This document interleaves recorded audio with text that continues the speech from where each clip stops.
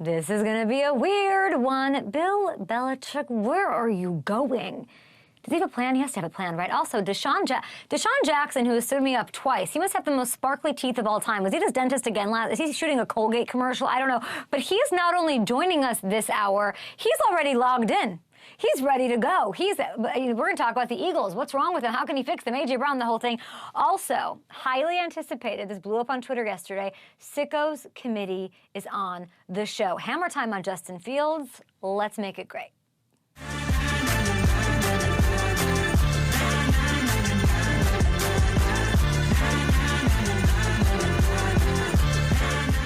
Hamilton's excited about the Sickos Committee. We're going to get into a little Rams here. We got Smirnoff on a Friday. DFS choices to fill out your daily fantasy lineups over on FanDuel. Am I hitting the people with a boost this weekend? Yeah. Is it in the show? No. We haven't picked it yet? Okay, we're doing a boost this weekend, though, guys. So follow us at Up and Adam Show. We're going to be doing that. Hammer's right to my left here. He'll be joining us later this hour. But I have some things I need to say because, and this isn't some overnight thing, I'm obsessed with this Bill Belichick stuff. I'm subscribed. I'm tuning in. I'm like this close to getting a corkboard, a skein of yarn, and some push pins, people. Where is the man going? Who wants him? Who wants him the most? Who does he take with him? Does he take another coaching job, or does he move into some sort of hybrid, fun, new overlord role situation? Then who does Mr. Robert Kraft hand over the keys to his castle? Who's the right fit, if not the man who helped bring him the 6 rings of power? Nice Lord of the Rings reference there. Is it Harbaugh? I don't know. I can't wait to see. Look, I think he's done. I think it's over in New England. I thought this since October, when I heard whispers from a once upon a time tightly insulated, soundproof one Patriot place. Whispers that told me they might work a trade with him after the season. Rob Gronkowski, 4-time Super Bowl champion, 3-time with New England, he says no. He says unbelievable, he's staying. Julian Edelman came on the show, he says no. They can't believe it. He is Foxborough to them, to so many. But I think he's gone. And it might be sticky, and it might be heartbreaking, and it might not happen like really quickly.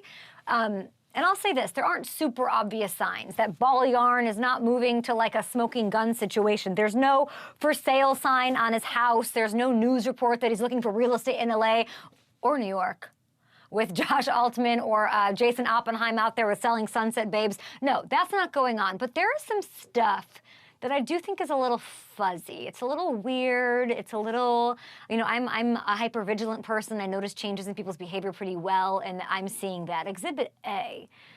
Yeah, I'm going to hit you with a little body language experting here. When he loses a game, Bill Belichick is not really excited to talk to anybody, especially not the other team. He's not a super engaging loser, okay? He doesn't chat it up with the enemy about lawn care tips or what he's hearing about the NASDAQ. He is a quick shake loser.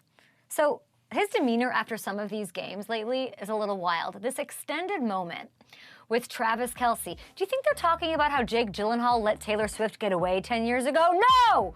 Well, maybe. But this to me looks like a dap-up of respect. After a loss, this is weird. This is weird Bill behavior. There's the handshake. What is this? What is this? Then, let's get into the comeback. Hello, world. Oh, there we go. Sean McDermott. Let's go to this Sean McDermott, okay? This is the embrace. Now, these two have had their squabbles over the years. If you don't remember, good. I do. McDermott said, quote, let's not give more credit to Bill Belichick than we need to, end quote, after a loss to them in 2021. Then he ran up the score on the Pats in the playoffs. But if you look at those two, what a moment. What a moment, those two. Sean McDermott once bounced Belichick's son off the sideline before a game. These two aren't best friends. But that's weird. That is weird. And it has to make you think because we've never really seen this from him before after losses. Weird. It's giving low-key, bizarro world, not the Jeter, Eli Manning frames and Mariano Rivera, not the opposite of that. Very Bill Belichick sort of adieu. I bid you adieu. That's giving that vibe. I might be wrong. Also, I have it on good authority as we move to Exhibit 2 here in my crazy head. I have it on good authority that Mr. Belichick threw a holiday party for the good people with the Patriots. To my knowledge, that is a record scratcher. That's never happened. I asked Gronk. He said never. I asked lots of people. Never. This man never threw a party after a Super Bowl win. Now he's getting cozy during the season? He's throwing parties after this season? Weird, weird, weird, weird, weird. Is this a new leaf of Bill Belichick? Maybe. Or is this a thank you and a goodbye being witnessed? Also, maybe. Exhibit 3 will be this weekend. Jets-Patriots.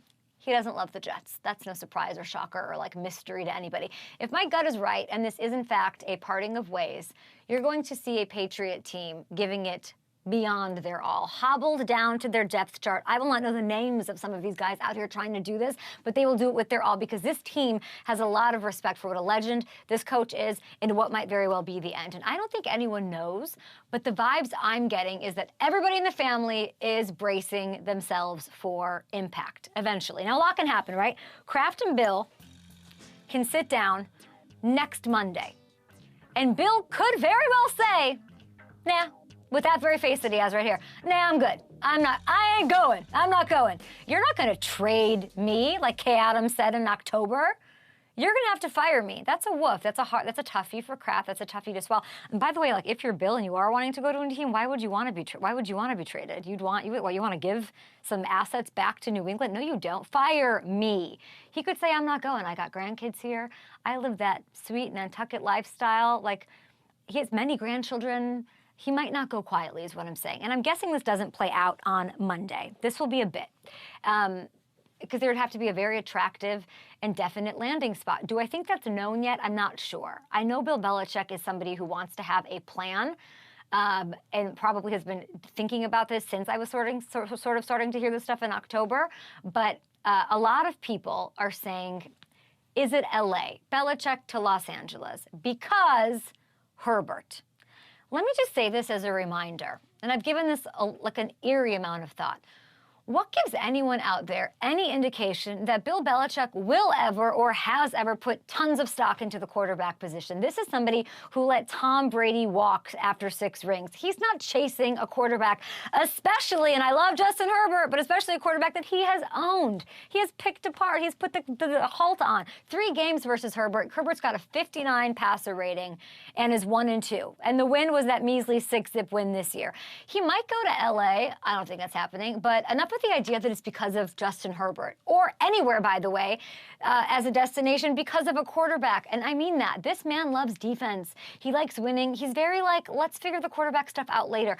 And, you know, that's just how I feel. And you might want to say somewhere close, too, not L.A., having to move, obviously, I would imagine, I'm assuming a lot of things here, you'd bring your children with you, part of your coaching staff, that whole vibe, which means then bringing their children. So you're just going to up and move your grandkids across the country. I don't know. I think maybe better suited for somewhere down the coast that either you would consider home or has history, one of those kind of places. You know what I mean? Maybe we're flipping conferences. Anything can happen. I'm obsessed. I know everyone's like, you're still talking about this 8 minutes in. I'm obsessed with everyone thinking on my Twitter timeline that he has no value on the coaching market.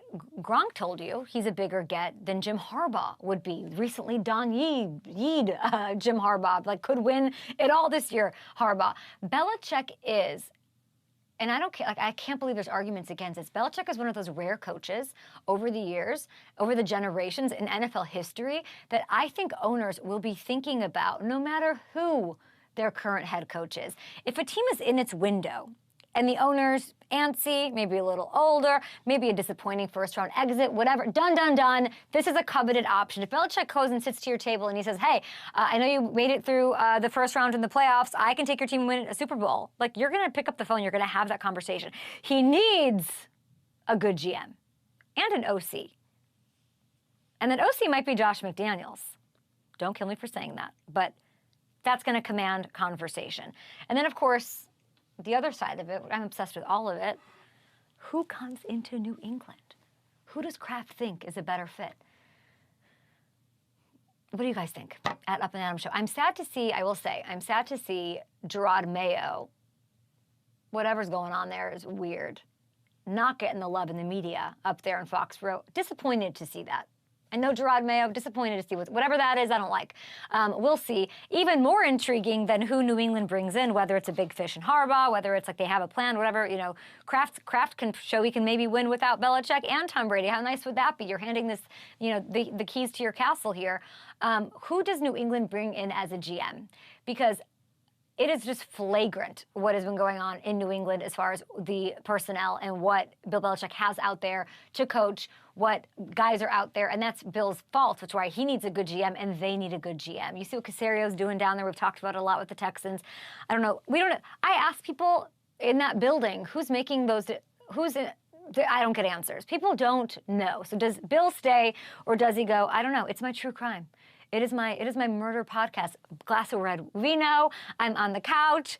Good luck on Sunday, Coach, against the Jets. Those are my thoughts, and we'll of course be unpacking this. We have Tom Curran coming on the show next week, and we'll see what happens. I'm guessing it's not LA. I'm guessing it's a goodbye from New England, and I'm guessing he knows what it is already. All right, we've got a lot to get to. Deshaun Jackson's on the show.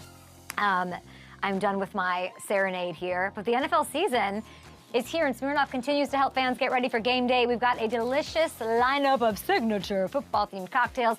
Smirnoff's giving FanDuel fans more ways to win with the Smirnoff number 21 Sunday primetime cocktail. Pick 'em every single week. FanDuel.com/Smirnoff. You can answer 7 cocktail-themed questions about the Sunday night game for a free shot at $10K in prizes. Hamilton has just done the over the full screen Collinsworth slide on over. Good to see you. Good to see you. Sorry I talked so long about Belichick. We were supposed to get into the Rams too, but we didn't. It's okay. We're here in New York. FanDuel.com/Smirnoff. The completion Cosmo question of the week is a fun subplot to watch in, I think, the biggest game of the weekend. More completions on Sunday night. Josh Allen or Tua? I'm going to go with Tua. I think he's leading the NFL in completion percentage this year. I think there are going to be some opportunities against this Bills defense. It still remains to be seen, though. Is he going to have Jalen Waddle? What's Tyreek Hill going to look like? Those are the things I'm going to be watching. But he's been really sharp. I think we see Tua get it done. I was such a brat yesterday on my flight. I had the worst flight. Did you pick Tua so I could have Josh Allen? Because I was so annoyed with everything yesterday. I mean, we're allowed to agree. You can agree with me on Tua. We don't always have to fight each other. The answer is Josh Allen, who's averaged 12 completions per game over the last 3 weeks as the Bills have leaned more on the run game. No, I'm not going to do that. I'm going to do it to Tua as well because of all those things I'm saying with our guy, Jared Cook, who we got as he was emerging as this balanced attack with a la Joe Brady. So, okay, I guess we'll agree. Agree. We're allowed to agree. When you said Tua, I thought I was going to have to say Josh Allen. You don't always have to fight me. I know it's not in your DNA. I don't want to agree with you. Coming up, Deshaun Jackson joins the show. We've got Hammer Time. He'll be back. Get him back, get him back. We've got Justin Fields, but Deshaun Jackson is here to talk about his new Colgate commercial because he's always at the dentist.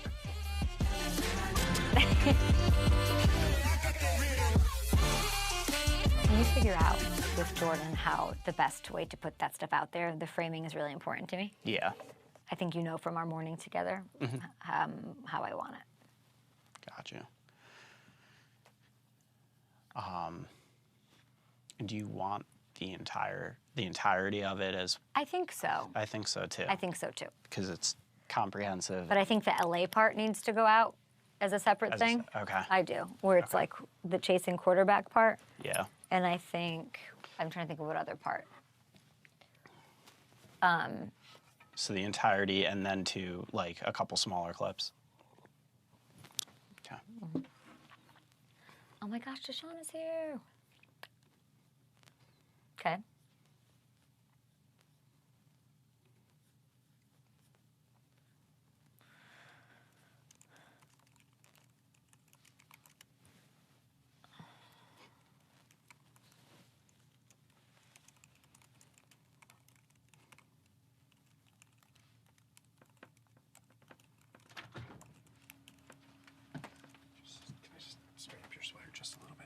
No, I don't care. David and I couldn't care less. Thank you.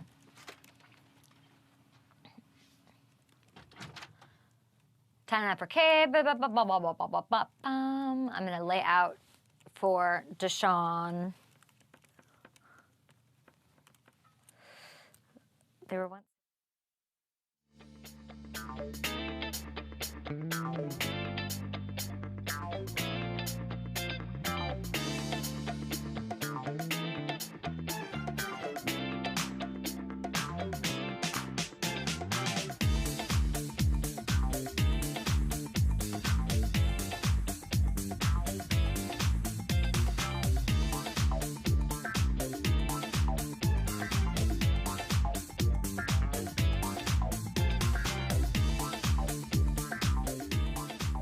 GY times 2 or anything. Is this better?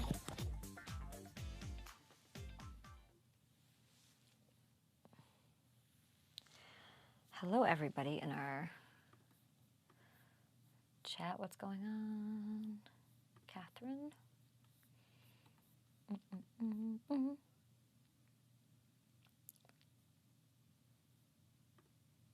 Yeah, I just feel like it looks like I'm a kangaroo.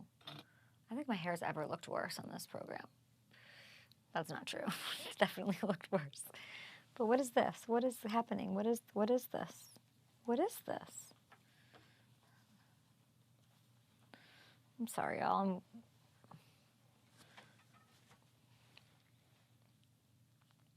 Back on the show. I just feel like it's one of those, I look like I have a kangaroo body. That's not my real body, people, okay? K-Makers, these are some real choices, though, for you guys. For anytime touchdown scorers, Week 18, there's incentive, there's lots of fun going on, there's playoff seeding. Rashad White, okay, division title on the line, Panthers defense. It's the Panthers defense! They've allowed more touchdowns to running backs than anybody. How about Justin Jefferson? They're playing in Detroit. Vikings still playing for a little chance to get in. Justin had 141 in a score on the Lions when they played 2 weeks ago. Justin got the up and Adams bump as we interviewed him a couple weeks ago, so he's going to have a big, big game. And my long shot, I love this guy, Melvin Gordon, against the Steelers. Third string running back, sure, whatever. I could see him ending up with the bulk of the carries here.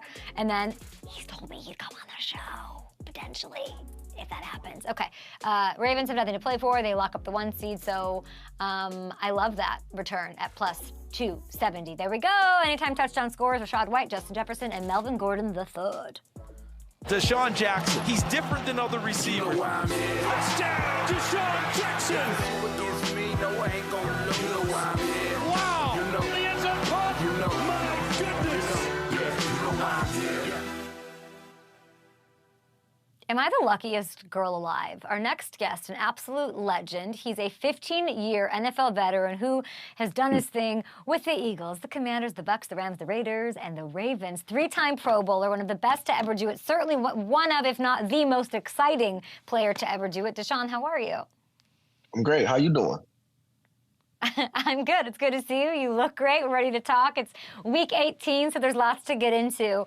Let's start with your Philadelphia Eagles, okay? They were once sitting pretty at 10-1.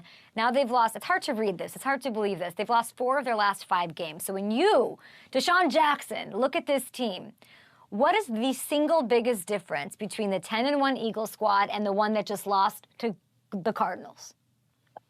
Well, I think it's a few reasons. I'm a troll a little bit, because I seen you over there asking, like, what's wrong with you? You look great. You look great. I'm glad to be on the show. And your energy is always, uplifting. Your energy is always uplifting, first and foremost. But the Eagles, I think, for one, it might be somewhat, I like to say, like a con artist. I think they're losing on purpose. No, we don't lose on purpose in the NFL because, we take every game serious. But it's kind of reminded me of the year the Baltimore Ravens won the Super Bowl. They lost, I think their last 5-6 games. They went like 1-4, 1-5. And, I think they just started off so hot. They got away from what their truly identity was. And when I say truly identity, running the ball, keeping the defense off guard, I think they got very comfortable. They was winning. It was some tough games they were winning, close games, winning by 3 points, 5.6 points. So I think after a while, when things kind of come easy to a team, regardless if it's easy or not, 10-1, they're running through the NFL. They had the best record in the NFL. I think they kind of took off their edge a little bit. They took their foot off the gas, and I think moving forward, they know now it's playoff ball. And knowing Philadelphia, them fans, the coaches, the culture, I don't think they have no more room for error. But I am kind of worried because of the ball. I mean, the style of the ball and the standard is not up to par right now, and I don't just think in the NFL you could just cut it off and cut it on at any time. So they got to step it up, but they got to run the ball. They got DeAndre Swift back there, man. They got to run the ball. They got to take the ball out of Jalen Hurts' hands sometimes because he is the franchise quarterback. But sometimes let the players around you, kind of take the pressure off the QB. Take the pressure off the QB. It's funny because you're saying it's almost like you have to dig deep and find something else. I feel like A.J. Brown kind of did that this week. He talked to the media. He was kind of silent after the game, which people didn't like. I like that. To me, that's like, I'm not ready to talk right now. I'm going to be a grown up and like I'm in control of myself and like let myself feel what I'm feeling and then come and talk to you guys about how I'm going to be accountable. So when it comes to the offense, how do they do this? How do they dig deep? Like if you're saying it's so hard to just all of a sudden turn it on, what needs to be fixed? Because like to me, a lot of what I'm hearing is Brian Johnson and the play calling. Yeah, I mean, me honestly, and obviously, I'm a person that's sitting back viewing things that played the game at a high level. My intake on it is, I feel like AJ Brown had a run for 5, 6, 7 games, and it was like, let's figure out ways to kind of keep getting him the ball. Let's let him get over 100 yards, because he had the record where I think it was like 7 or 8 games, if I'm not mistaken, that he went over 100 and something yards. So I think, honestly, it's not about one individual. He's a heck of a player, and he's done some amazing things. But you got some other great weapons on the team. So I feel like just spread the ball around a little bit, play club ball. You know what I'm saying? Like get everybody involved, because when you get everybody involved, it kind of keeps the defense off guard. You know what I'm saying? And you don't want to kind of keep Brian Johnson, going to the certain plays where, all right, now it's becoming a point where defenses know exactly what you're doing. You kind of have to play chess with these defenses. You gotta. And not only that, too, they run up against some heck of a teams. The losses we did take the past few weeks has been teams that are, going to be in the playoffs and play some great ball. So, I mean, I would rather lose to a team during the season and win during the playoffs. So, they might could take that win during the season and, we come back and win in the playoffs. Hopefully that's the play. Do you feel like is the magic with this team? Do I feel like it? Honestly, if I'm going to be real with you, I feel like they kind of let me down a little bit, because I'm Pride and Eagles, Philadelphia, heart and soul. And I do feel like we took a dip. And during them times, we lost to the Cowboys. Even though the Cowboys are, I ain't going to say a great team. I'm not going to say a great team because, it's very personal. But I think the Cowboys, Dak Prescott, they're playing lights out.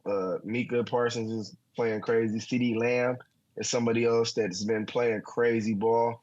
They just got some good chemistry going on. So I think, the teams we went against, 49ers, Cowboys, a few other teams we lost. So I think just during that time, they had our number and they beat us. So I am worried. I am. But we got to get it together. I know what you're doing, Deshaun. You're doing exactly what this team needs. They need something to dig deep, and they have Deshaun Jackson, Philly legend, saying that they disappointed him. Like they're going to go and play their asses off and turn things around. At least. I know Philly's not doing their thing for you. You were part of the Ravens. I don't know how much you love them or how much you own them, but the team you were on last season, they're the clear favorites to represent the AFC in the Super Bowl, in large part due to Lamar Jackson and how he's playing right now. Compared to last season, what do you think is the biggest uptick in production for him and how he's looking? Ching. Nah. I mean, honestly, What did you say? I said ching, but nah. I don't. Okay. I don't like to say it's all about money, but when you take care of your players and you make the commitment to showing the quarterback they're highly invested in, you're our guy. I mean, that can move mountains. And for Lamar, when I was there last year, his talent and his playmaking skill ability obviously was second to none in the NFL. I feel like he's hands down one of the most electrifying quarterbacks in the league. He's a playmaker, and his energy just being in the huddle, man. Sometimes you go in the huddle and he's like, man, I don't care what this play is. You get open, and it just shows, just the camaraderie he has, the trust he has.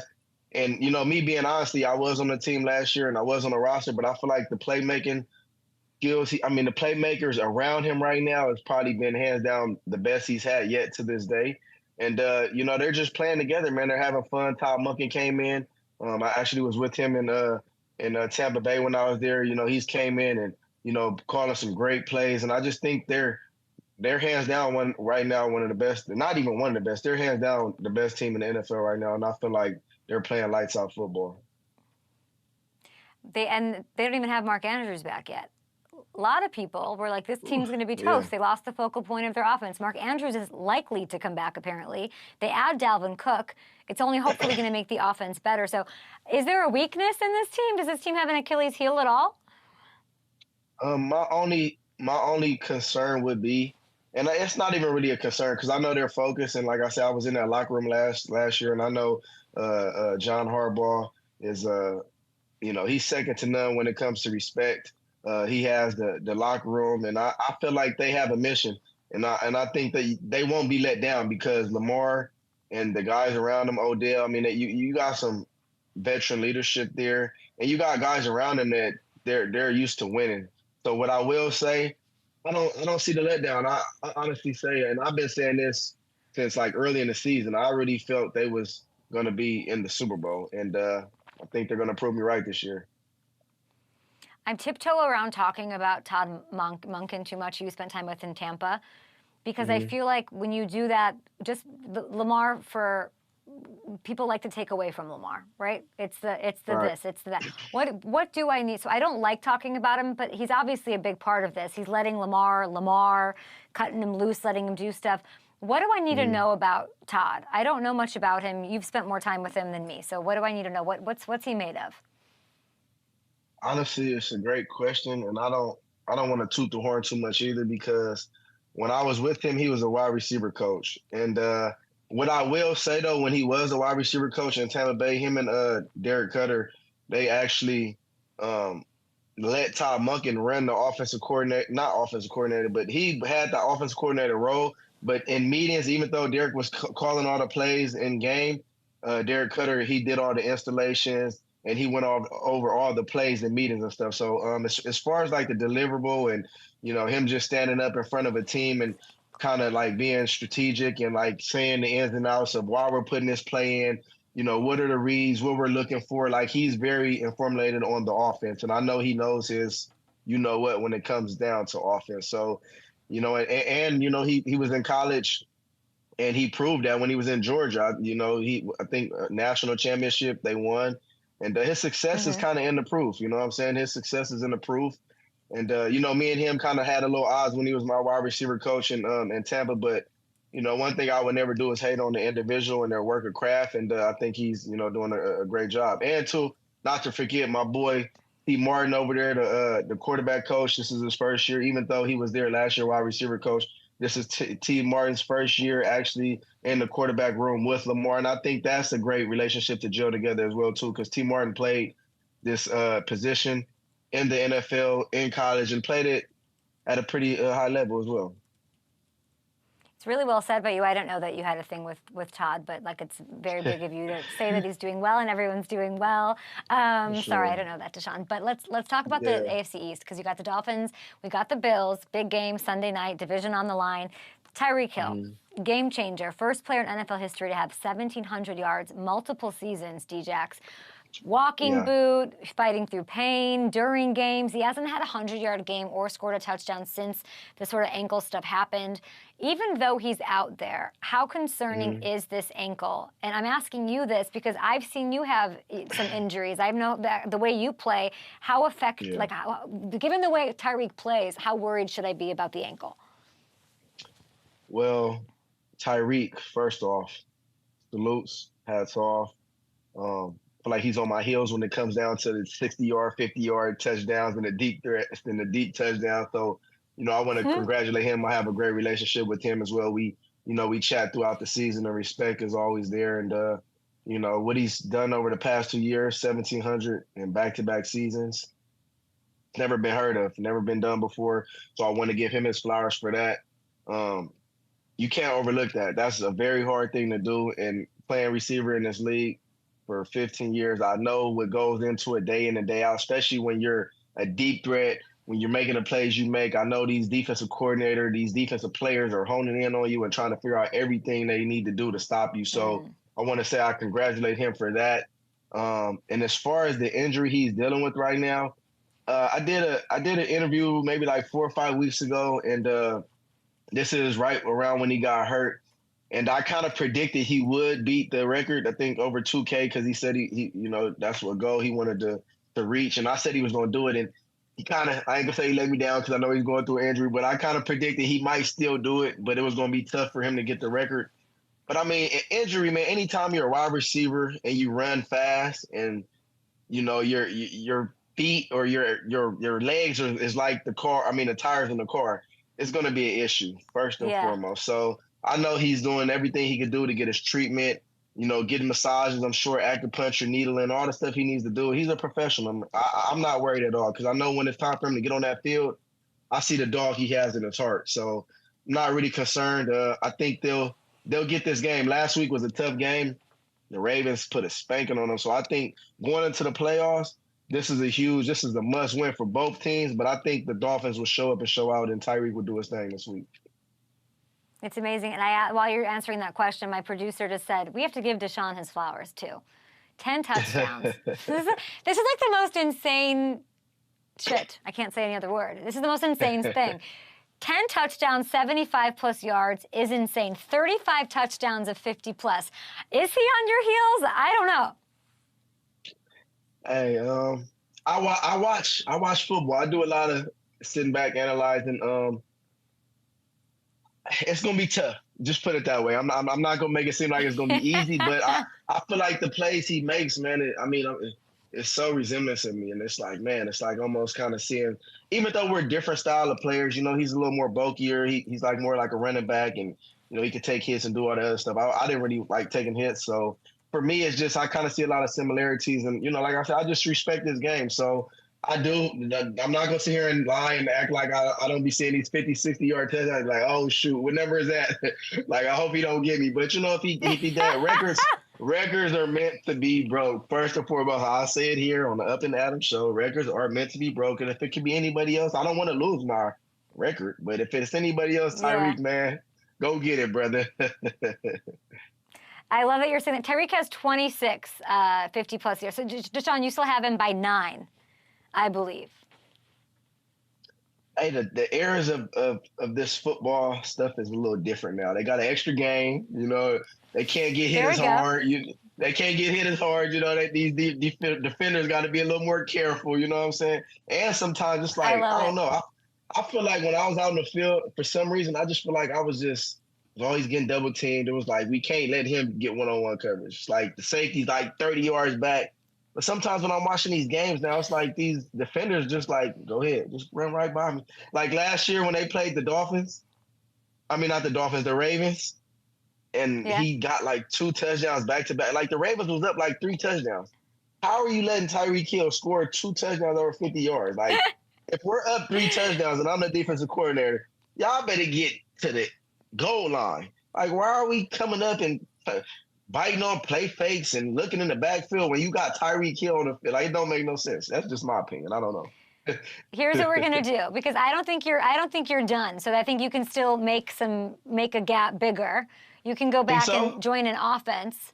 I do. Do you think so? I'm surprised. We'll get to Andy. Andy Reid, I don't know what Andy Reid's doing. Is his phone bill not paid? I don't know why you're not on that team. I don't get it. We can get into it.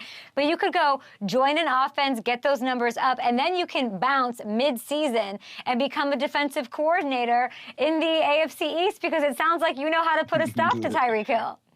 Well, listen, I was on the other side of it, so I know how they stopped me. And I used to be so frustrated, so mad. I used to have to talk to Jerry Rice. Jerry Rice was the mentor to me, and I used to call him sometimes. I'm like, Jerry, how the heck did you be able to beat double coverage? Because I feel like being a great wide receiver in the NFL, when you beat single coverage, that's great. Once you master beating a double coverage, that's next level. That's next level. And Jerry Rice was able to master that. And, you know, he told me, he's like, yeah, it's cool one-on-one, but you figure out how to beat double coverage, and when they're honed in on you and taking you out the game, then that's when you're doing something. So I definitely think I got some insights on how to be a defensive coordinator. I'd love to see it. Move over Spagnuolo, or you got to get on that team. Listen, you came on our show a couple of weeks ago so graciously with your time. Maybe it was about over a month ago now. I was sure that I was going to at least hear something happen with the Chiefs. Nothing from Coach Andy? Yeah, Coach Reid, man. It's like, Coach Reid, I named like 3 teams. Yeah, and I think Coach Reid, he knows me. So he's probably like, oh, D Jack's living in LA. He's back home. He's enjoying life. He doesn't want to wake up at 6, 7 in the morning and go work out. Like I tell a lot of people, like, you know, yeah, I can go still play, but do I love the Monday through Friday grind? Not really. Do I miss Sundays and Monday nights and Thursdays? Yeah, that's what I miss. But at the end of the day, I think he probably just like, man, D-Jack just turned 37. He's home. He's with his kids. He's enjoying life, you know. But for me, Is he I right? definitely he might be a slight percentage. But when we talked and you asked me what teams would I consider coming back for out of retirement, and I told you he was the Kansas City Chiefs was one of those teams because I do know his offense. And I would love to, you know, have a chance to play with Patrick Mahomes. So, you know, I put you get me riled up, and I give you a little something to go back and put out. And you know, I don't hear nothing, so they might just think I'm washed up. I might not be good enough no more. I don't know. I have no idea, but they've got struggles. You're definitely not washed up, but they've got all these struggles on offense this season, especially with the wide receivers. And Mahomes has also never played in a road playoff game. Deshaun, are we concerned about these Chiefs? 100% concerned. I've been concerned all year. The young guy, I don't know his name, but number 4, he's actually had one of these years up and down, Rice. up and down. But Rice. What I will say is to be a rookie and to be thrown in that situation with a quarterback like Mahomes, especially these defenses focusing so much on Kelsey. I kind of like how he turned it on the past few weeks. He's been playing a little consistent ball, even though he drops here and there. I think he's close to breaking 1,000 yards if he hasn't already broke it. But I just think they need a little more help at receiver. He's doing a better job, and I'm giving him his credit. But I still think it's some other guys that can step up in areas that Mahomes is going to need for sure. All right, Deshaun, we're going to have a little fun with you before you go. You've been known to talk some trash in your day. You wear these amazing goggles. Here's one of your best shade touchdown celebrations from your career. Talk me through this one. I was so mad that the Eagles released me. That was 2014, first year in Washington. I was bitter. I ain't gonna lie. I love the Philadelphia. I love the Philadelphia. Yeah, they cut it. They knew why. I love Philadelphia. Do we have the longer cut of that? Hold on, I want time calling. Hey, control room, do we have that full touchdown? All right, they cut it too early. Deshaun, talk me through this first. Well, first off, Kerry Williams, that's my boy. Nate Allen, I knew you was gonna cut that crossing route. Heck of a play. Jay Gruden called up. Kirk Cousins put it out there. Going back to the celebration, I was bitter. I was mad. Chip Kelly cut me the year before. First game back in Philly. I don't know if it was the first or second game. First game back in Philly, and I'm like, man, when I score, I'm gonna do the Eagle because I used to always do the Eagle celebration, and I'm like, I'm kicking the Eagle. Yeah.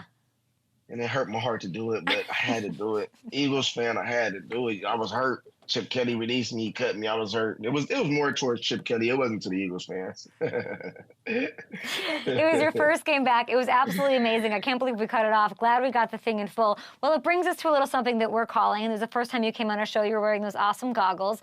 It's the D-Jack's Shade Meter, Deshaun. We're going to show you NFL players, some stories here that have sort of recently, had some things to say. You rate how good this is on a scale of 1 to 5. First one up, we have Justin Fields, big game for him. Oh my God, going to Lambeau, trying to spoil the Packers' playoff hopes. His future is at play, and here's what he had to say. Their home field. I know their fans gonna be loud because there's not much to do in Green Bay except watch football. But it's gonna be a great environment for us to play. What do you think? How much shade?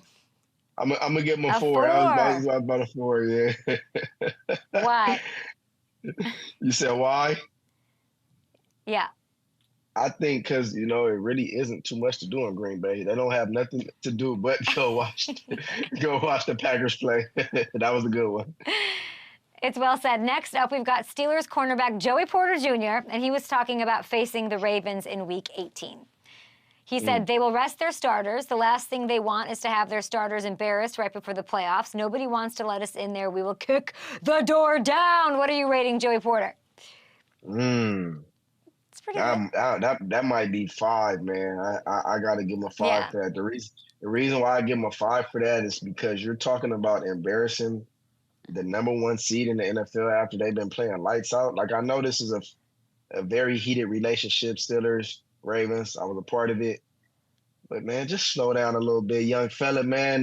You don't want none of that Lamar smoke, man. Lamar, if they was playing, it would be bad for y'all. The way they've been beating boys these past few weeks, y'all chill out, man. Steelers is I got a lot of love for the Steelers. I grew up a Pittsburgh Steelers fan. My family all from Pittsburgh, so I got love for the Steelers, but he pushing a little bit, Porter. I think a 5 is a good thing. I think if D-Jack says it's a 5, that's a great thing. Now, Joey Porter Jr., of course, legacy's got his hair or his, where he comes from with dad. So let's talk about dad shade here. Bucks safety Antoine Winfield Jr. He was snubbed from getting a Pro Bowl. His dad, former NFL great, he made his feelings known. We demand a recount. Somebody has some explaining to do. Ain't no way in hell Budda Baker goes to the Pro Bowl ahead of my man with no stats. We ain't going for this bull. Whatever. Somebody need to holla at me. What do you think? He's defending his son for the Pro Bowl. Yeah, I give him a 3.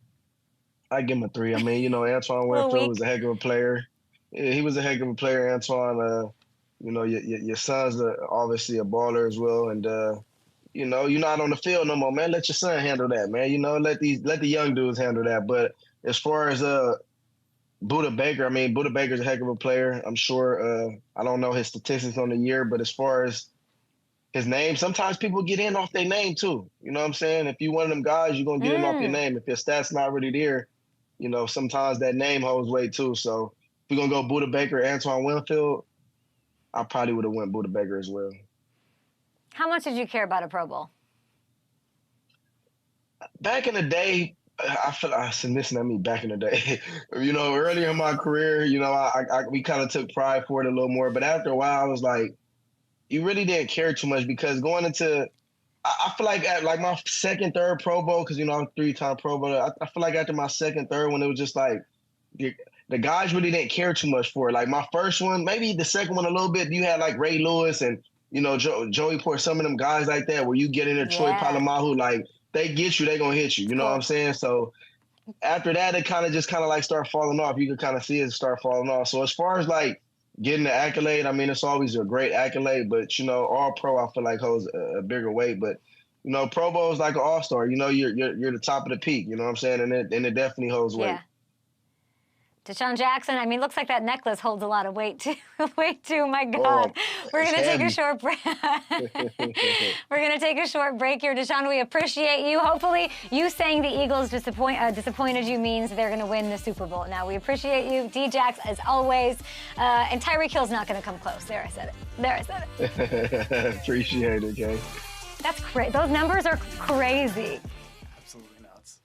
There's no way. Not just a second.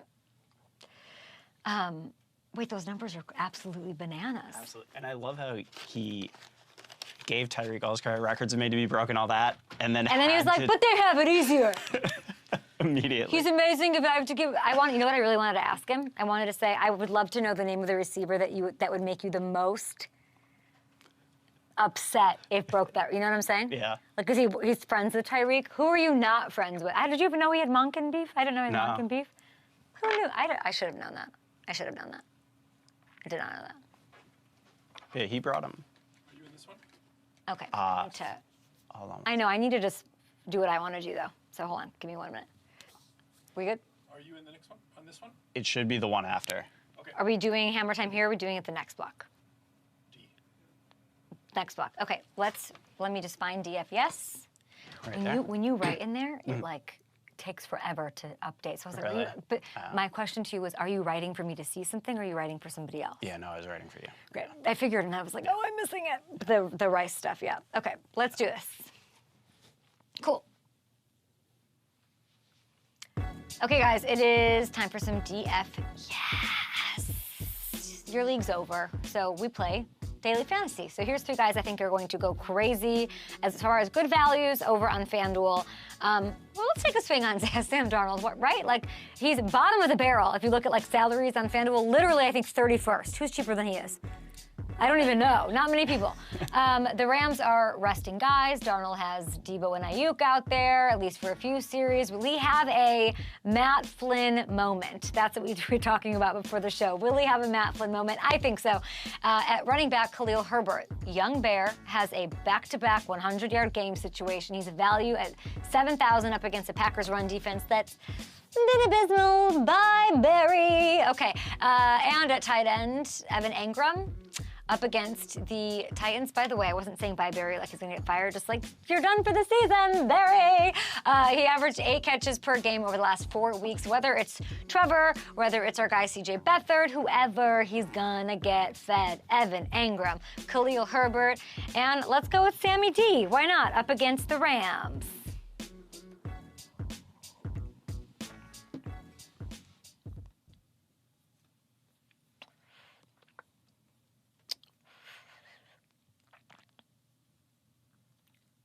Ooh, I don't see this. Right after Davis. Okay, got it. Welcome to Up and Adams, live from New York. I've been looking all season, every week. And by me, I mean me and Tiara, who's my incredible producer for K Caught Ya. We want just goodness. We just want, there's a goodness and rightness to life that we want to highlight, right? And so we're looking for philanthropy, sports saints, if you will. And I'm not going to lie, I'm a little out of my league with this one. And my next guest, and I'm very excited about this because everyone is so excited about this, the commissioner of the Twitter College Football Authority, the Sickos Committee, George Smith. Welcome to Up and Adams. Hi. Hi, thank you for having me. So glad to be here. Probably my first time on TV, so it should be fun. Oh my God, I'm so excited. Do you know how weird it is to like hear about your account? Everybody is geeking out about Sickos Committee and your love for college football and all of that. And I'm like, what do they look like? Who am I talking to? Like, what is it? Is this going to be like a big reveal? I mean, I've done some local news for like local Iowa outlets. I've done some like YouTube videos previously for like some podcasts, but this is kind of a big reveal. I don't know if my normal employer will appreciate this, but hopefully because it's for a good cause, I'll be fine. Have them. Are you at work right now, like hiding under a table? No, I am logged off. I am safe. We're good. Okay, good. I love hearing that. They can't get mad at you because all you do is give love. And then when I asked, I said, explain, because I'm not a college football fanatic follower. The way it was explained was that we needed this in college. We need this in sports, where it's just love. It's giving back to the goodness, the belovedness of college football. So I appreciate you for all the work that you do. No employer could get mad at that. And for the second year in a row, you created a poll. And you asked people to vote for the most sickos thing. So we have the poll results right here. Yes. And it's, I believe, a complete runaway. Why are the sickos so obsessed with Iowa? Well, for many reasons. They have a championship caliber defense, special teams, but their offensive side of the ball does not match that. So there was a stipulation this year that their offensive coordinator had to meet 25 points per game. And if he didn't meet that, he would be losing his job, which is something probably, I don't know, in the history of college football has never happened before. So by them putting that out there, made that goal quite ridiculous. We made a graphic to go with it each week at the Brian Ferentz points tracker, and we did it in the style of The Price is Right, the yodeling, the cliffhanger. So okay, hold it on. was I'm kind just of fun gonna to do that. I'm bringing Hamilton in here. This is my producer. We've been working together since like every year. He's obsessed. He's over here like, yeah, the graphic. Just talk to your boy. Talk to your boy. George, such a big fan of everything you do. I was following the graphic very closely this year. Love the Duke's Mayo Bowl t-shirt. You guys do an awesome job. I hate the t-shirt. You don't, why no Duke's Mayo Bowl Just love? mayonnaise. Just mayonnaise in general. Any glorifying of mayonnaise, I'm out on. I was out on the Pop-Tart thing. College football did me dirty all season long, basically. Okay, wait. But here's where I come in. I come in because you love the sport, you love the goodness, you highlight great stuff, and you're doing good things. So it's not just about the poll, it wraps up. And so that what you did was you picked a cause in Iowa City. You chose Community Crisis Services and Food Bank, and your incredible fan base helped raise over $17,000. So I can't help but join in. Up and Adams is all about looking for these causes. We're donating $1,000 right now from the show. So we wanted to thank you for all the support and for putting this on the map. It's really amazing. Thank you. When we had this Twitter account started as an inside joke for about 20 people to make jokes, and now we're over like 120 some odd thousand followers. So we decided to, like, at the end of the year to give back, and we started with a food drive 2021 for Lincoln, for Nebraska, and then last year we did Iowa City, and we did it again for Iowa City since they are back-to-back Sickos Committee National Champions. So we did that, and I was like giving away like little like koozies and stuff, which I'm still mailing a bunch to solicit donations, or like our stickers that say "I like big punts and I cannot lie." You know, just doing, and then, you know, our weather rating system, our Sickos Committee, you know, weather system. I'm giving some stickers along with that. And I've been going to the post office so much to mail to all our donators that exceeded the Ferentz line of $25 or more. So we kept it themed for Iowa, and it's just something that we wanted to give back. We have this giant platform unexpectedly, and we just want to do good with it. So the food drive has become an annual thing, and we're just thankful for all of our followers donating. And we did make a little bit of a donation ourselves too, to match you know, certain things for Iowa. But we're just grateful to give back, especially in times like this, which, you know, a lot of people are relying more on food banks and crisis services. So figured, why not do it for such a good cause this way? And when we have this giant platform, let's just use it for some good. We have a bit of a platform here, whatever we have with Up and Adams giving you that $1,000 donation. Okay, how about this? I need to get in on this. I really like talking to you. I wanna get in on. I will donate personally $1,000 to the cause. I think that it was on the screen here, to the Iowa Food Bank. But I'm not going to do it. I need something from you. I need the Up and Adams logo beveled. Okay, you want the logo beveled? You got that. That's no problem. I can do that in a minute or so. If I get that logo beveled, I will bevel the logo for you. No problem. I need all the beveling I can get in 2024. So bevel Up and Adams, and I'll get that donation to you for the food bank from me personally. I'll take care of that too. As soon as I see, I'm not going to say today, as soon as I see that, guys, follow at Sickos Committee. You can join them. You can catch the podcast on Spotify all over the place. In a one-sentence answer, the Natties on Monday, Washington, Michigan. Strictly from like a Sickos Committee content perspective, who do you want to see as we say bye?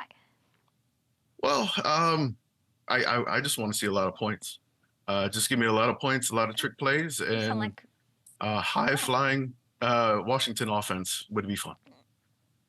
Okay, and then Harbaugh will make his way to Foxborough to be the head coach. Thank you so much, George. So nice to meet you. I'm leaning Chargers, but let's see. With the Sickos Committee. No, we can't hear you anymore. We can't hear you.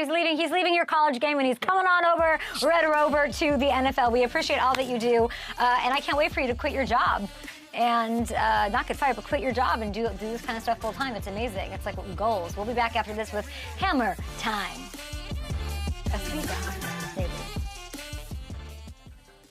How much time do we got? It's a minute, 20 seconds of video, so we'll see.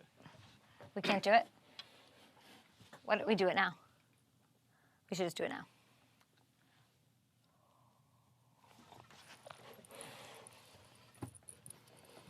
Let's do it. All right. He was so cute. Yeah. Those guys are great. No, where am I? Nope. All right, time for a little hammer time. Let's start that. Can you count me down when we're ready now? 5? I'm ready to go. Go for it. All right, I'm in New York, Matthew Hamilton. Oh, he was just such a hard job today. You had to take the Metro North all the way down to see me. All right, we got business to take care of. Packers, they can clinch a trip back to the playoff with a win. These Bears are looking a little spoilery. They really are. They've won 4 or 5. Justin Fields is on fire. Have you noticed anything about Justin Fields, who's not playing for a win, he's playing for his NFL life? Yeah, and it's never just one thing. There's been a bunch of things that have been going right in Chicago. 1, he's finally getting some clean pockets. 2, Getsy's figured some things out with the play calling. And 3, DJ Moore is a huge difference maker. And you'll see it here. Equanimous St. Brown comes in motion. They're going to run a little switch release with him and DJ Moore. And what that's going to do, it's going to get DJ Moore matched up against a safety, Jesse Bates, on this corner route. Great safety. Great safety, and does a good job here, but the switch release creates leverage for Moore to get just enough of an angle on Bates to get to that pylon. But I want you to focus as we show these replays on the throw. Everybody was talking about the catch. Jesse Bates can't defend this any better. That throw is absolutely perfect. This angle especially. In the snow. Can't throw it any better than that. Exactly. And in the snow. That is absolutely perfect from Justin Fields. Switcherooski. And then this is the first play of the second half. DJ Moore running a switch release again. He's going to stem to the outside, but then run a dig. But I want you to watch the timing here. Justin Fields, as soon as he sees that Moore has the leverage, this ball is coming out in the perfect spot, allows DJ Moore to catch it and run. And again, as we go to the reverse angle here, you'll see why it's able to happen. He actually has time, which he's never really had in his career so far. Look at that pocket. He's got a clean lane to step up into and throw this ball. He's been pretty damn brilliant here down the stretch, especially last week. And I really think the Bears are 3-point underdogs in this game. Okay. Something in my gut, watching this Fields tape, it's telling me I think the Bears are going to win this game. Okay, but like, do I want the Bears to win this game? I'm looking at the ranks right now. They're the 5th ranked offense in the league since their bye. Like, you know, it's like when you're in a relationship and all of a sudden everything's gone wrong and you're ready to leave, and then all of a sudden they're like, hey, I took the trash out. Did you see that I did the dishes? You didn't even have to ask me. And it's like, now you're making these plays with Jesse Bates defending you in the snow? Like, what am I to make of this as a Chicago fan? I know they secured their place in the draft, so this makes me a little more confused because I'm ready to move on and date somebody else. And that's where it does get confusing because, again, the progress is happening. I don't think you can look at it like, be mad that it's happening. It's happening. And the advantage with the Bears now, you can see kind of what the Dolphins did when they traded that pick to the Niners for Trey Lance. They parlayed that into Jalen Waddle, Tyreek Hill, Bradley Chubb. The Bears can get that type of a package that could be such a difference maker in supporting Fields. Are you telling me that this, what you saw, what you see, and what he's done, is he's playing himself into staying? I think he could be. And this weekend might be the final determining factor. I don't even know how to actually feel about that. I'm more focused on Bill Belichick going to the NFC North, walking into Green Bay and saying,